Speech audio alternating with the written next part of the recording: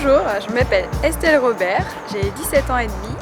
Je suis en terminale S au lycée Gay-Lussac et je viens de Limoges.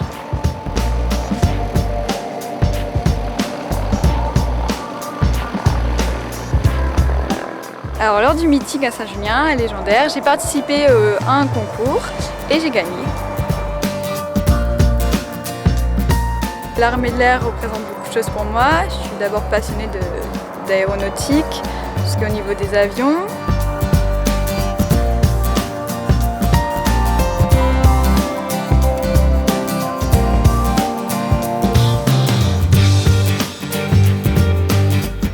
Je suis passionnée pour les avions depuis que je suis toute petite.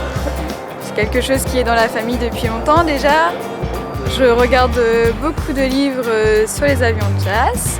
Je fais même du modèle réduit.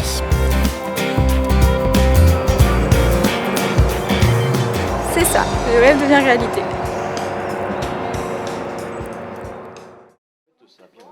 Pour que ce rêve devienne réalité, cette jeune Limougeaude, passionnée d'aviation, est accueillie sur la base aérienne 709 de Cognac. Elle est accompagnée par le chef du bureau air du Centre d'information et de recrutement des forces armées, l'adjudant-chef Jean-Philippe Bélier, qui est à l'origine de cet événement.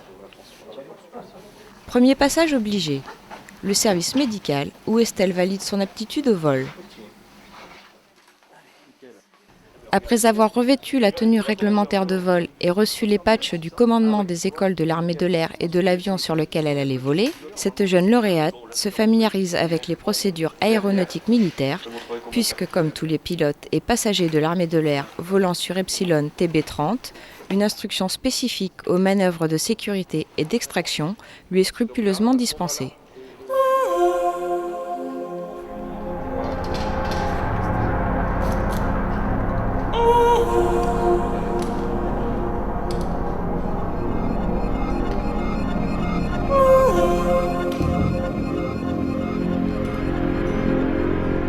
Pour Estelle, la tension monte. Un peu stressée quand même, c'est la première fois que je vole, c'est mon tout premier vol. Vient enfin, juste avant le vol, le briefing avec un pilote expérimenté, le capitaine Bruno Lechartier, ancien leader de la célèbre patrouille Cartouche Dorée. On va aller jusqu'à Fort Boyard, qui se trouve par ici. Donc là, on a l'île d'Oléron ici. Donc on va faire le tour de Fort Boyard. Ensuite, on va revenir pour aller dans cette petite zone, dans cette partie de zone ici, là, donc à côté de Rochefort. On va monter. Et puis dans cette zone-là, on fera quelques petites évolutions, donc ça va rester très souple, hein, mais à deux avions. Donc on aura le deuxième avion qui sera à côté de nous, qui va nous suivre comme ça. Donc ça permettra de découvrir un petit peu les petites sensations qu'on peut avoir déjà, au niveau facteur de charge notamment. Je ne sais pas si tu connais un peu le principe du facteur de charge, je t'expliquerai un peu dans l'avion éventuellement, on aura le temps de parler. Et puis surtout de voir le deuxième avion à côté aussi qui nous suit. Donc, c'est pas très commun non plus de voir un deuxième avion aussi proche. Il n'y aura pas que l'avion d'aussi proche aujourd'hui. La presse est là, elle aussi.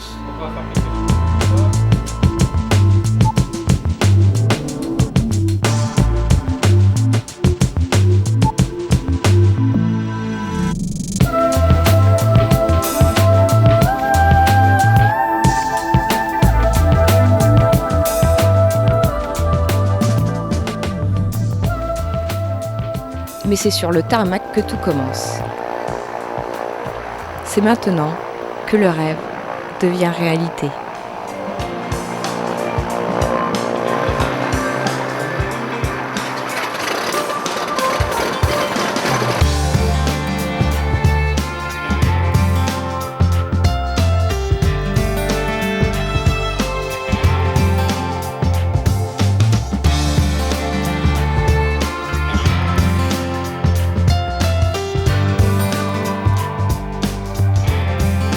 Beaucoup d'émotions, un peu de fatigue, après la voltige, un peu de fatigue quand même, mais beaucoup d'émotions, plein de souvenirs dans la tête.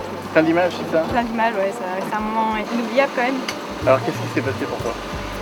Il s'est passé une petite visite tranquille de Fort Boyard et puis on a attaqué la voltige un peu plus loin. C'est là où ça s'est un peu corsé, que ça a mis un peu plus dur. Il t'a laissé les commandes au capitaine? Oui, il m'a laissé les commandes. Et ça a été?